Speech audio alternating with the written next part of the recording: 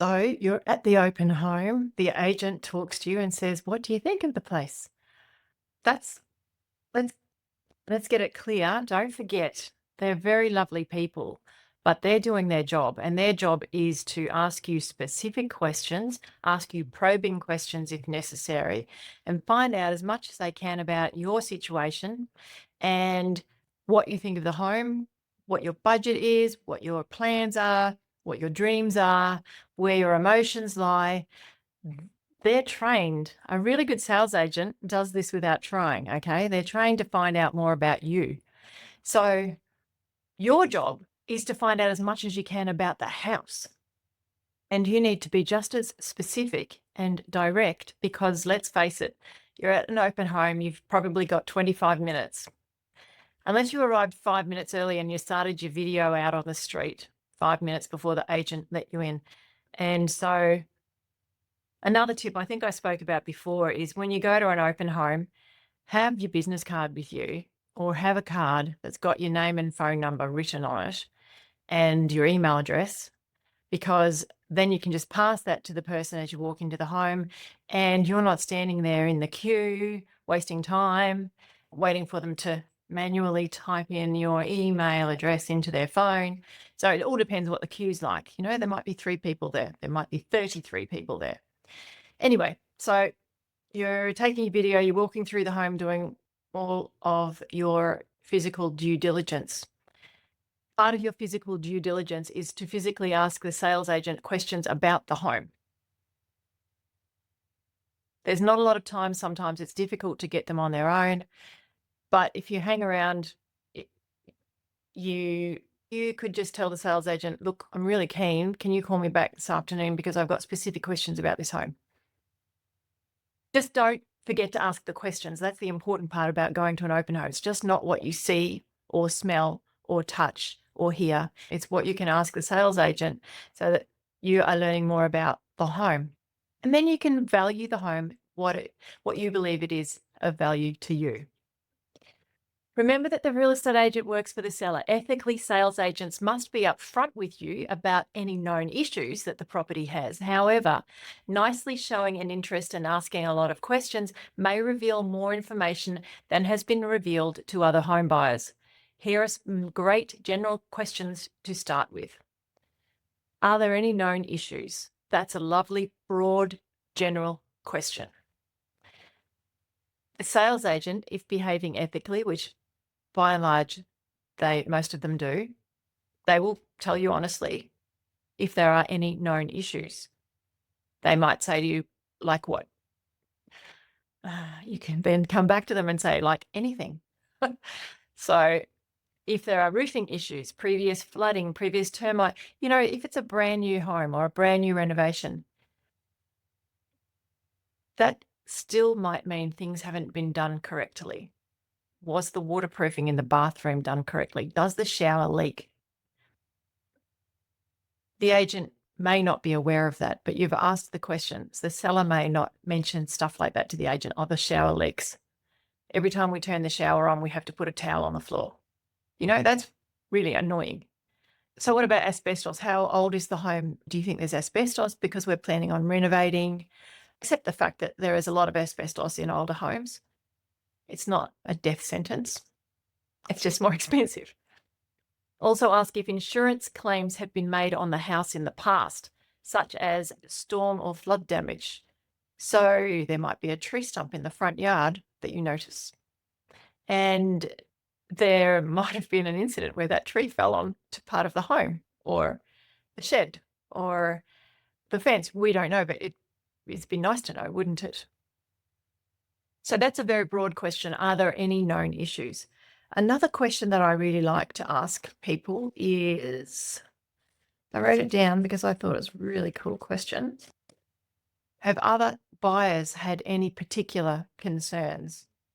There is nothing wrong with asking a question that some people would think is an uncomfortable question to ask.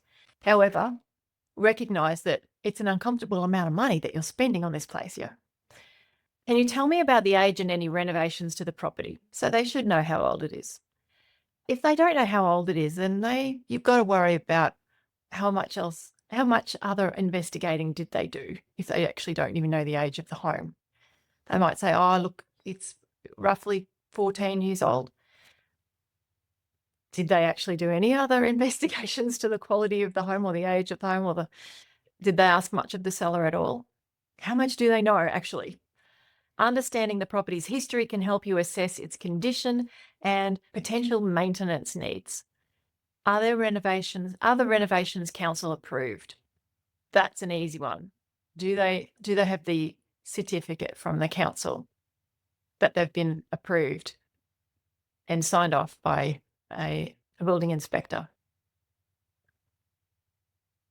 If you are serious about buying the property, you can ask for proof. However, your conveyancer can do the searches for you. That's their job. And we've got much more about that in future modules, about how to talk to your conveyancer about that and the costs and that sort of thing. Are there any warranties in place? For example, warranties are for pest and termite control, the solar system, the pool pump, the air conditioning system. What warranties are in place? What's new? Why are the owners selling? This is actually a crucial piece of information.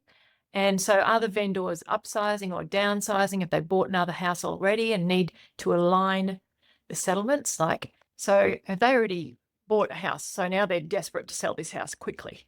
Or are they looking for a house and they actually don't want to settle on this house very quickly because they haven't found anything yet? So they're happy to go with a longer settlement. We do have a whole chapter on settlements later on, but when I talk about settlement, that's the day that you get the keys.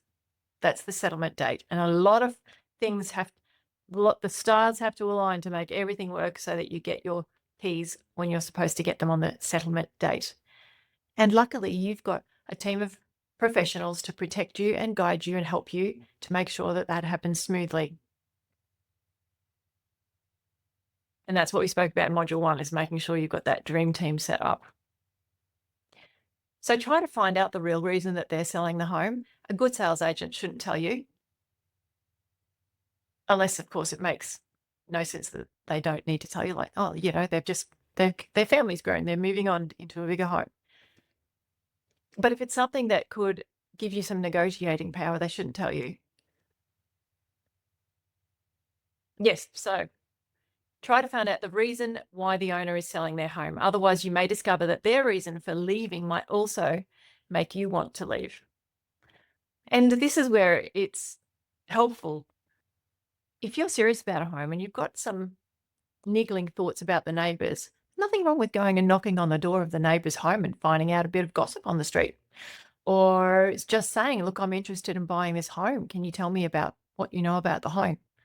And if you make it a broad general question like that, the neighbours are likely to share a lot of information with you.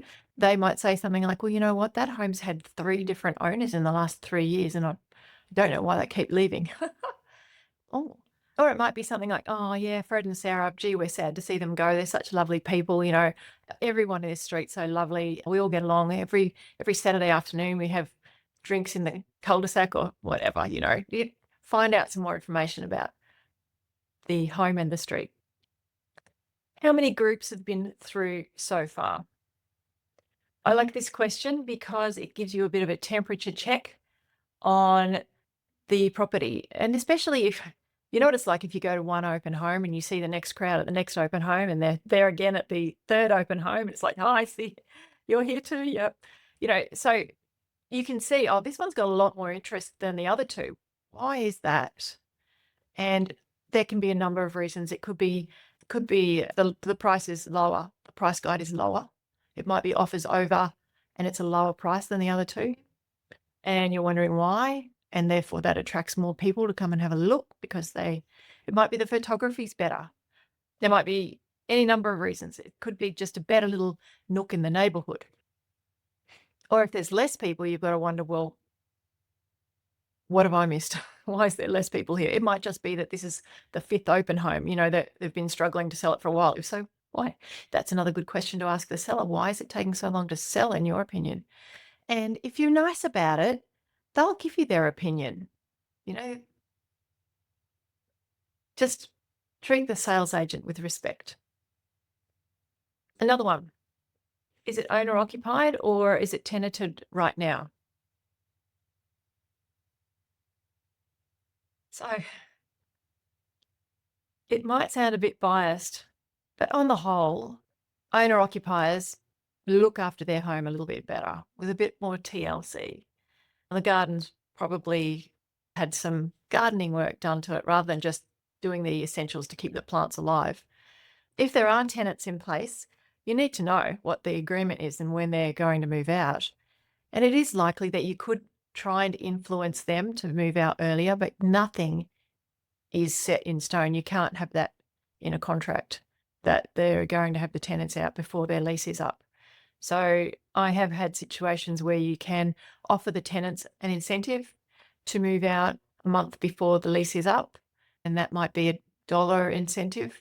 So if you're trying to move in earlier, so the settlement might be on the 1st of January. The lease isn't up for the tenants until the 2nd of February. And you'd like to encourage them to move out a bit earlier. So you could offer them something to incentivize them to do so, but they certainly don't have to take you up on it. Okay, so general questions about the home. There are many others. You can Google them, like say, what are some good general questions to ask the sales agent about the home? So you're really just trying to get an idea, open-ended questions, get an idea of the big picture about the home.